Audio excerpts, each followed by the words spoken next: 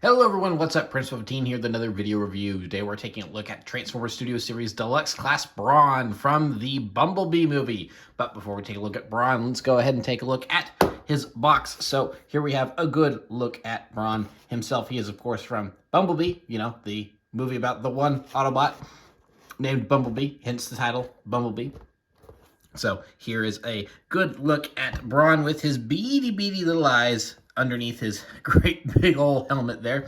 He is the 80th figure in the Studio Series mainline. He is an Autobot named Brawn. He is for ages 8 and up. Of course, that's just a suggestion. I have to put that on there. He is co-manufactured between Hasbro and Takara Tomy. He is in Studio Series as part of the Transformers Generations line from Transformers, as you can see down the side there. On the side here, we have another look at Brawn and his beady little eyes. He's a deluxe class in several different languages.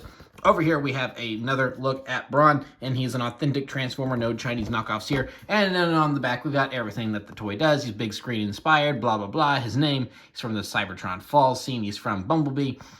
He transforms in 18 steps. He comes with a little backdrop here, and then he has a short little bio. Kind of making fun of the fact that he always seems to get shot in the shoulder. I just find that a little funny.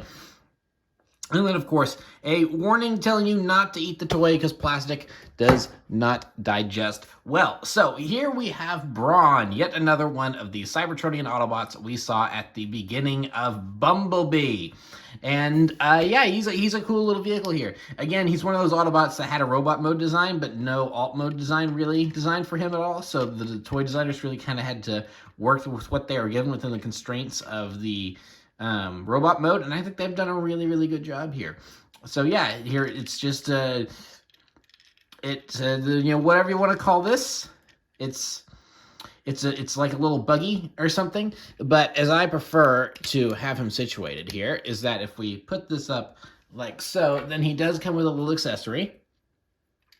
This little thing right here, and plug it in right there, and then with that, looky, now he's like a little mining, you know, vehicle thing. So I think that's really cool, is that they took this character that doesn't have, you know, in the movie anyway, doesn't really have much of a personality, or identity to him other than people snapping and pointing, like the Leonardo DiCaprio meme going, oh, I know that guy, it's Brawn from G1. And not really knowing anything about him, and then through the vehicle mode, we're kind of giving him a little bit of an identity just based on what he is. Like he could just be this random, you know, like, you know, truck or whatever that they make Ratchet and or Ironhide and RC, you know, she's a motorcycle, but they've actually decided to make him a utility equipment, you know, vehicle here, where he's actually, you know, he's some sort of mining. He transforms into mining equipment essentially. At least that's the read I've got on what they've got going on here. And then normally, with this great big old hole here, you know, it's like, I mean, you do see a little bit of his head down there and everything. And normally, you know, having that big of a gap, you know, it'd be why couldn't they figure out a way to fill that in? But I mean, think about it. If he's a mining vehicle, you put all the stuff he mines in there. So, I mean, it totally makes sense to make the big gap there, have the big gap there. Now, I'm sure that's not the actual reason there's a big gap there, and it really is just, it's unfortunately there's a gap there because of how the transformation works. But, you know, I think it kind of works overall with the vibe of this guy.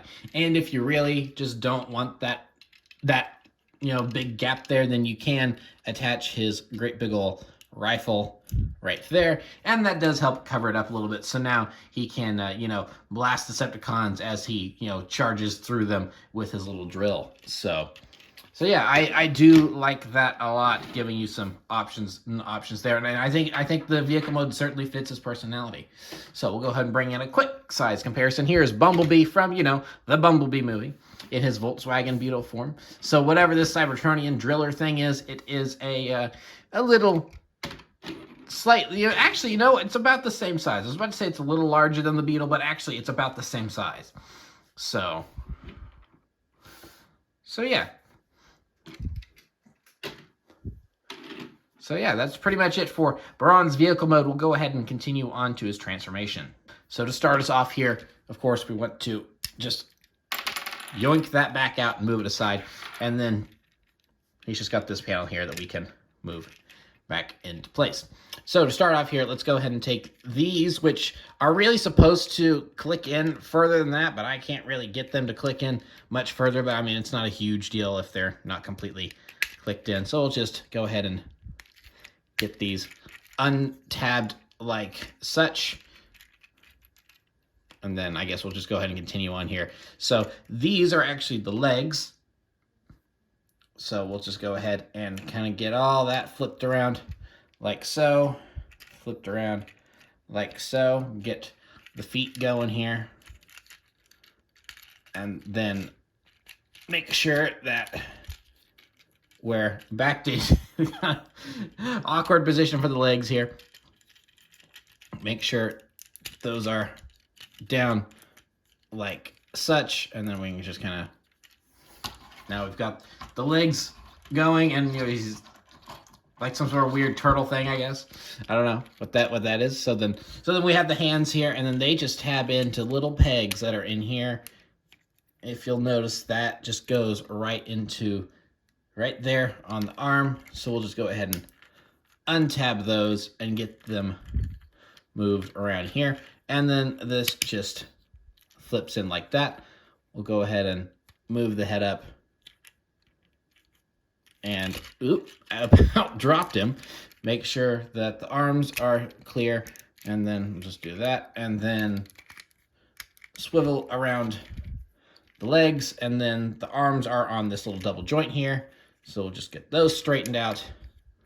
And, yeah. There we go. That's pretty simple, easy, done. There is Brawn in his robot mode. And he's a pretty good looking version of Thrawn. I about called him Thrawn from Star Wars. He's the Grand Admiral Thrawn. No, he's a pretty good looking version of Brawn.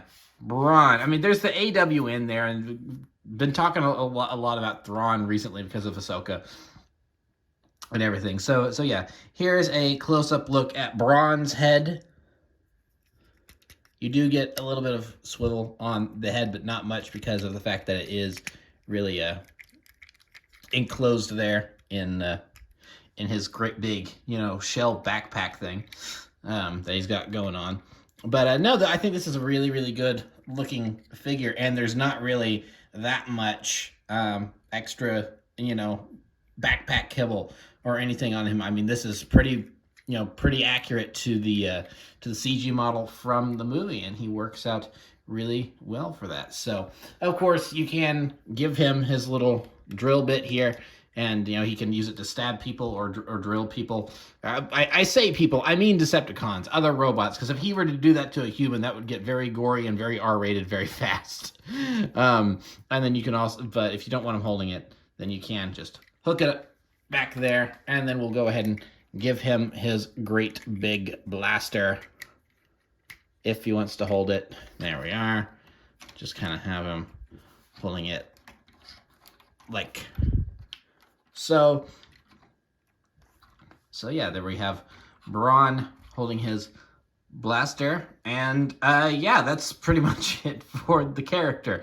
I mean, a lot of what you see is what you get here, and of course you can attach that onto his back like the drill is right now if you want to put the drill on there. But also another thing you can do if you want to is that you can attach the drill on here, and then, you know, this could be like a big sniper rifle or you know, a drill rifle or something, you know, some sort of combination. I mean, really actually, I'm just now thinking about this. You could also put it up there if you wanted to, or onto the side, or no, you can't put it on the side. There's not a, never mind. Ignore me on that last one. And I've just dropped it in the floor. Oh, well, I was done with it anyway. So yeah, that's pretty much it for Brawn. So we'll go ahead and get into some size comparisons. Here he is with Bumblebee movie Optimus, of course, Voyager and Tiny Deluxe Man. So big size difference there. We'll go ahead and also bring in Ratchet, also from the Bumblebee movie. So there we have a couple of Cybertronian Autobots, although he does have an Earth mode. I guess this is technically Earth mode Optimus Prime, but, you know, he basically looked like that in the Cybertron scene anyway. So yeah, looking pretty good together. Cool to see the Cybertron Autobots from Bumblebee all together like that. Just get them moved out of the way. And then last but not least, there is the display that is in his box. Just get that all moved out of the way there. And so then here we have the Cybertron Falls scene. Of course, we won't call it Fall of Cybertron because that would get confusing with another Transformers media thing that came out several years ago. So we don't want to get confused now, do we? So yeah, there is Brawn. Very quick review here. I mean, there's not a whole lot to say about him. I don't really have any major complaints. He's a very simple figure, but I think that simplicity really works for him in terms of both the design and the character. I mean, I think he just honestly generally, you know, works out. This is a really fun, easy to mess with character, and it's like, I mean, he has that look of original G1 Brawn, but then he's also, you know, got a unique aesthetic to him as well, which is something I applauded about Bumblebee Starscream, and how, like, yeah, he looks like Starscream, he looks like a Seeker, but he's still got that unique identity to him. And I think they've done the exact same thing here with Brawn, where it's like, yeah, that's definitely inspired by G1, but it's really gone past that, and it's taken on really its own identity. It's like, oh yeah, that's Bumblebee movie Brawn. He's got his own aesthetic and design going on that, while reminiscent of the past, is still its own thing. So yeah, I really appreciate that about this character, and the fact that the toy designers, you know, did such a good job with him. So yeah, that'll pretty much be it for this review. I would certainly recommend this figure. So, thank you for watching. Remember to like, comment, subscribe, all that great stuff. Remember to follow me on Twitter and Instagram. Those links are in the description below, and I'll see you guys next time. Thank you so much for watching, and goodbye.